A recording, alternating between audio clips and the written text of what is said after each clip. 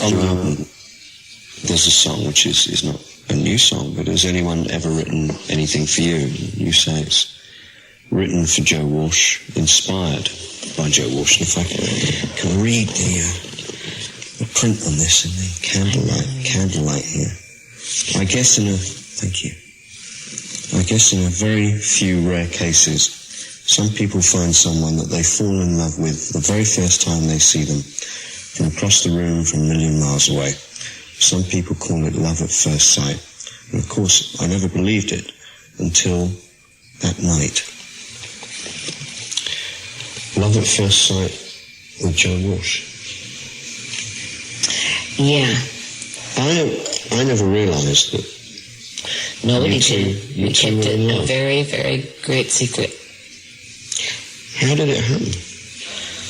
We went on the Wild Heart tour, and he opened for us. And I don't know, after we'd been on the road for about a week, and I walked in to, after the gig, into the bar, because everybody was in there, and he was just sitting at the bar, and he just looked up at me, and I just walked over to him, and that was it. It was love at first sight. It was, absolutely. It was love, not lust? No, it was love. Because you should have seen me. I went and yelled at people about his sound checks. Or somebody'd say, Joe destroyed his dressing room last night, and I'd just say, fix it. It was like, I bought him like incredible silk shirts and and leg warmers that he wore. And, I took really good care of him. And, I think that's probably what scared Joe the most, was that I was too in tune with him, and he was too used to being out of tune with everything. And I really understood him really well.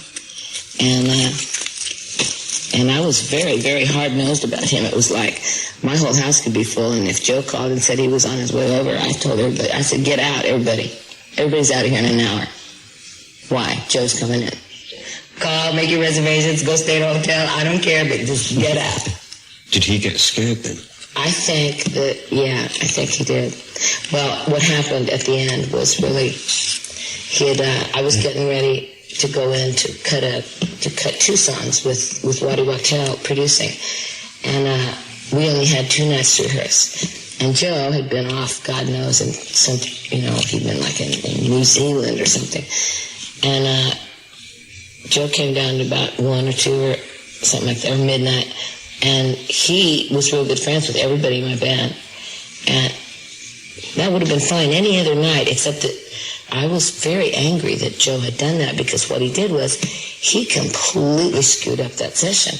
And he had everybody just dying laughing, because he just tells, 100 jokes, and people were rolling on the floor, and everybody was, and so of course everybody was drinking, and I'm going like this is not fair, because he is not being sensitive at all to this whole situation. And I would give up anything for you. I'd probably even give up my damned career for you. But would you have done? Maybe. If I thought he was serious enough, I wouldn't have just given it up for nothing, but I would have, if I really thought that Joe could be serious for longer than 3 seconds, then I probably would have.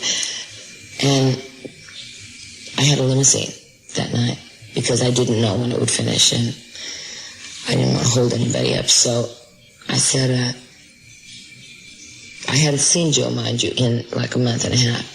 And I said, do you want to take me home? Do you want me to send the car home? Or do you want me to come home with you? Or what do you want me to do? And he looked at me and he said, well, actually, I didn't tell you this, but I'm leaving for Australia like tonight, and I have to pack. And so I'm just going to get a ride home with Waddy. And I said, okay. And I started walking towards the door, and I turned around and I said, Joe, I don't like where this relationship is going, because it's not going anywhere, and I don't want to do it anymore. And I turned around and I walked away, and he said, if you walk out that door, you know you basically cease to exist. And I just didn't stop walking. Do you still love him? I will always love Joe. It will probably be hard for me to ever find anybody else that ever makes me feel like Joe did. And at that point, I thought that was it. That was it. It was over. I wouldn't, I'd just be an old maid and live with a bunch of dogs and cats somewhere in the mountains, and that would be it, because there just wouldn't ever be anything else for me. You in love now? No.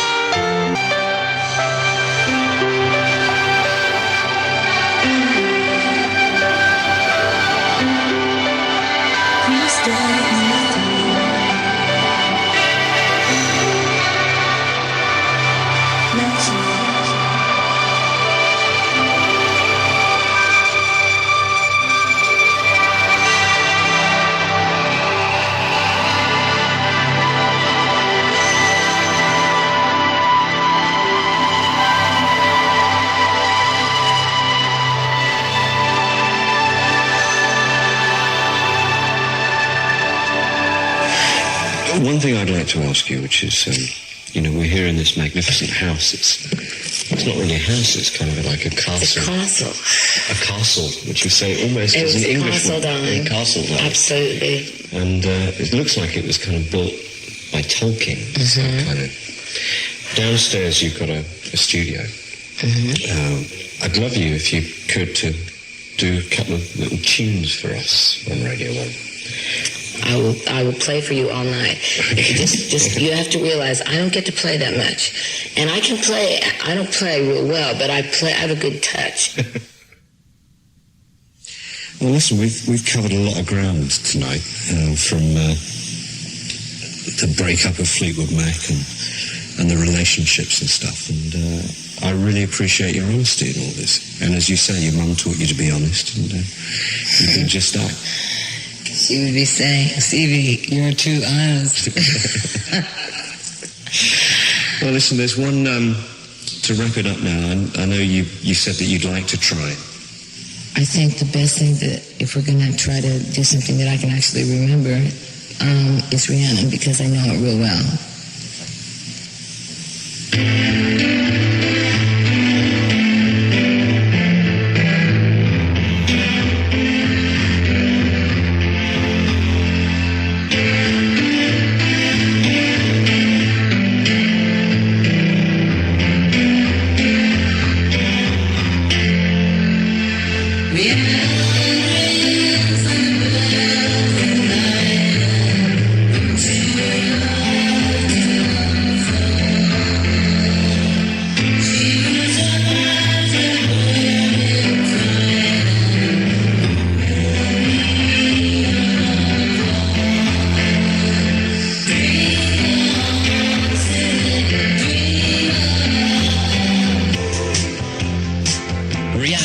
Fleetwood Mac. Stevie Nicks was in conversation with Nicky Horme, and her album, Timespace, the best of Stevie Nicks, has just been released. The producer today was Phil Ross, and I'm Richard Skinner. Next Saturday on The Sequence, we'll be meeting up with Sean Colvin and Pat Denizio of the Smithereens, plus Robbie Robertson. Join me and them next Saturday from 3 o'clock. This is 1FM at 7. Here's Fluff. Thanks very much indeed, Skins. Just